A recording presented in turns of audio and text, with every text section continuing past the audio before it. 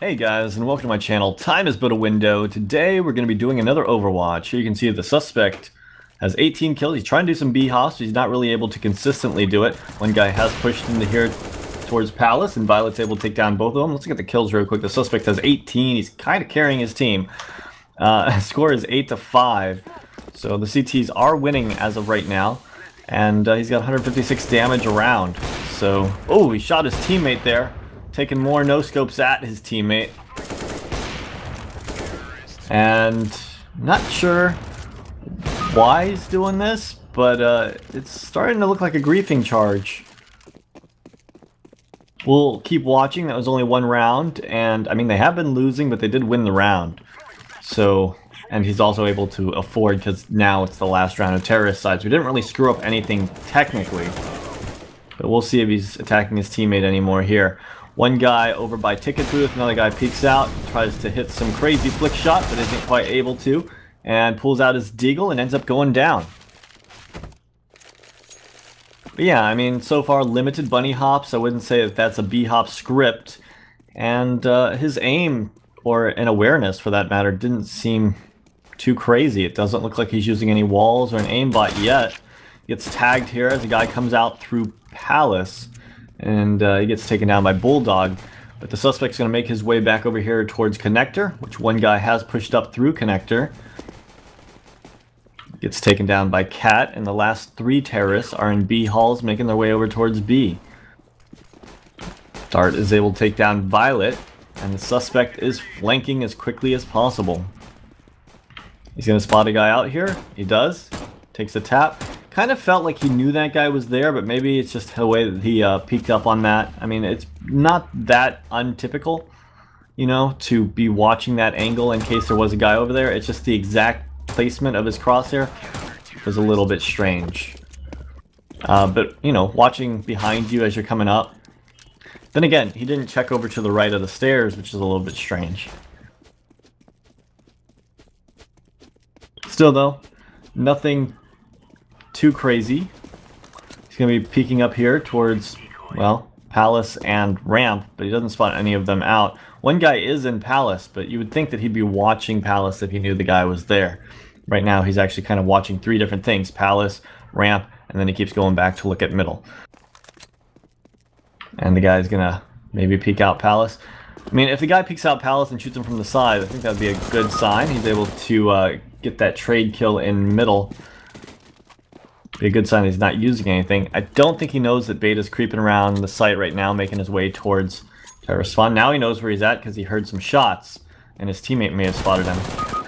And he's going to come out and be able to finish off Beta. Still thinking it was probably a griefing call.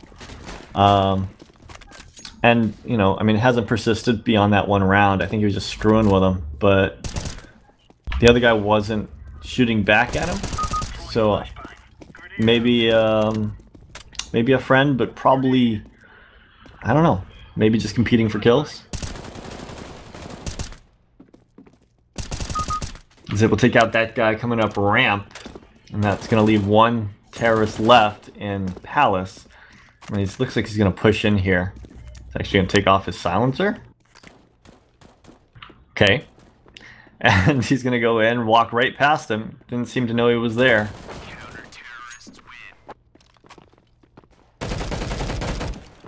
I mean, it was one of those games where he had so many kills that I thought he was probably going to be cheating, but if he is, he's hiding it very well.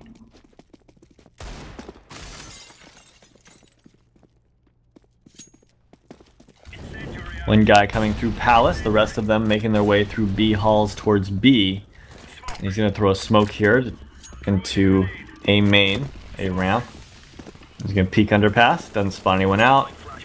And he's kind of giving that guy in Palace a little bit of access towards the site, but there is one guy in CT spawn that should be able to spot him out if he does push out.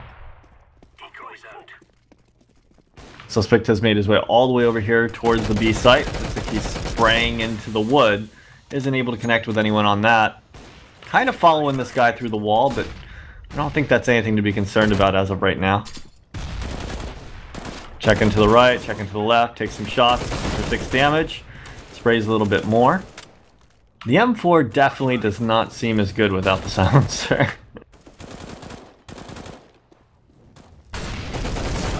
And yeah, he's gonna go down to the guy that jumps in through market. So anyways, suspect's got an AWP now. He's changing things up. One guy is making his way through Palace. So he's just kind of holding like he usually does. Looks like suspect's gonna smoke it off. That's gonna prevent the terrorists from pushing out. There are 2 guys right outside of A ramp. Make that 3 guys with bomb. And that's smoked off as well, so they're just going to be waiting for that smoke to go, I guess.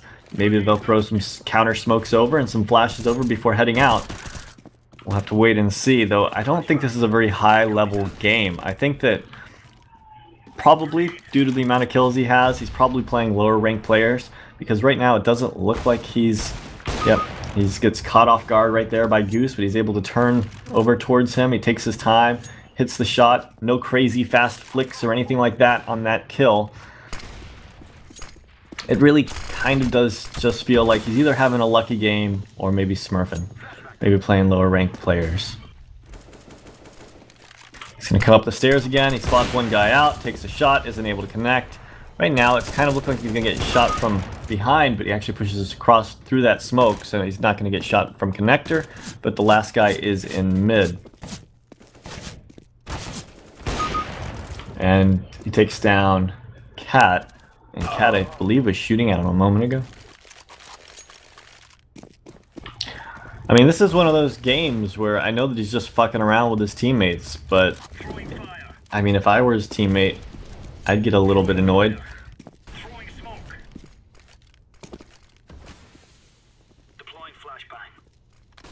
I mean, it's not even like they're destroying the other team. The score is 10-10, so he's going to throw a flashbang here in the mid. That's going to get his teammate Manatee. And he takes a no-scope shot at his teammate there, Cat. I think he's always TKing Cat, right?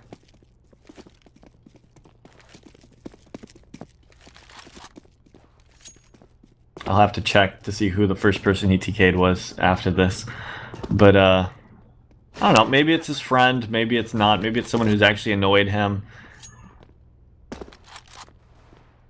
I'm going to let him kind of go with those 2 TKs if he TKs one more time.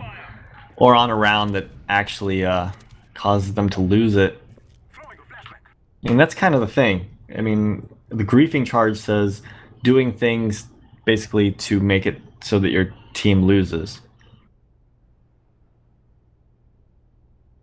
Like, we'll read it after this, but you'll see what I mean. It's very, like, loosely worded and saying, basically, if you're doing anything to hinder your team's performance, then that's griefing.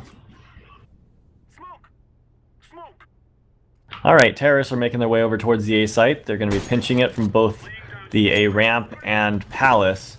Violet's able to take down one. He gets traded out. The last 2 CTs are going to rotate over, but they are kind of smoked off. One of them's making his way through window, and that means that the suspect's going to make his way through connector with the scout. So he's pushing in. Dart's over there by firebox. He's going to peek up over it. He does spot him out, but he's not able to react to it in time, and he goes down. Alright, let's go through these. This isn't too difficult. Major disruption, aim assistance. It didn't look like he was using any kind of aim assistance. I think that was his natural aiming ability. I do think he was just better than the other team. So I'm going to say insufficient evidence on that one. Major disruption, vision assistance. It didn't feel like he was overly aware. He was constantly caught off guard. And in all honesty, it felt like he didn't even have that great of awareness. He was a little bit attention deficit disorder, you know, a little bit going around from place to place. You know, I think he was watching 3 things at one time on CT side. He was watching Palace, ramp, and middle, you know, even though he had teammates in middle, you know, so he was just kind of all over the place, just doing a lot, and he was still getting caught off guard because, you know, he just didn't know what to look at. He couldn't see the guys through the wall. There was no way. So insufficient evidence on that. Other external assistance, he tried to bunny hop a couple times. He got 2 hops. It's not bad, but that is no real sign of an automated jumping script, or he didn't have upside down views or anything like that. No speed hacks, so insufficient evidence there. Then we got to go to griefing. And I mean, this isn't the longest possible ban, and it is still a pretty long ban though. So when you're considering this, it's like, you know, they were bringing it back, You know, let's look at all the aspects. I mean, his team was trying, they weren't firing back at him, and he seemed to be TKing them for no reason. And even, you know, it was before the round was actually completely over a couple times, but he never actually costed them the round. I mean, I think this could go either way, and I'm just going to be a little bit lenient about it, and you guys can give me crap about it. I understand that. I mean, it's one of those where I'm like 50-50 on it, and because of that, I'm going to go with insufficient evidence. I know he was doing some griefing, but I just don't think it was enough for me to give him the ban over. Anyways, guys, let me know what you guys think in the comments down below. Hope you guys enjoyed this video, and have a great day.